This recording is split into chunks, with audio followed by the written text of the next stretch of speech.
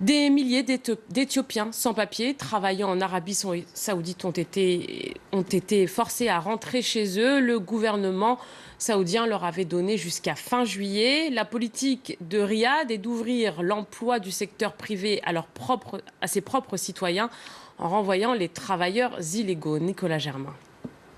Beaucoup des Éthiopiens qui arrivent à Addis Abeba actuellement viennent d'Arabie Saoudite. Riyad a déclaré que les travailleurs illégaux devaient quitter son territoire et que sinon ils seraient arrêtés. Les autorités saoudiennes affirment que 400 000 Éthiopiens travaillent sans papier dans leur pays.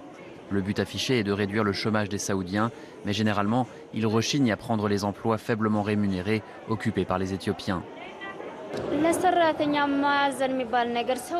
Ils ne sont pas gentils avec les domestiques. Ils ne nous considèrent pas comme des êtres humains. Ils pensent qu'on n'est jamais fatigué.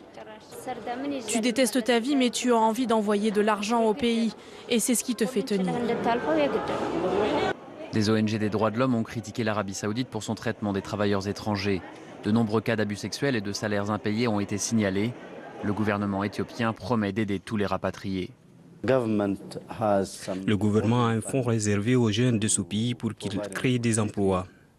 Et nos ressortissants qui ont été rapatriés d'Arabie Saoudite peuvent avoir accès à ces fonds. L'Éthiopie connaît une forte croissance économique, mais d'après la Banque mondiale, un tiers des 100 millions d'habitants vit avec moins de 2 dollars par jour. Certains migrants pensent qu'ils ne pourront pas rester en Éthiopie. Je compte repartir ailleurs. Je ne peux pas rester sans rien faire. Je dois nourrir mes enfants, leur payer des vêtements et des études. Comment je pourrais faire ça ici ? Ce n'est pas la première fois que l'Arabie Saoudite mène une telle politique.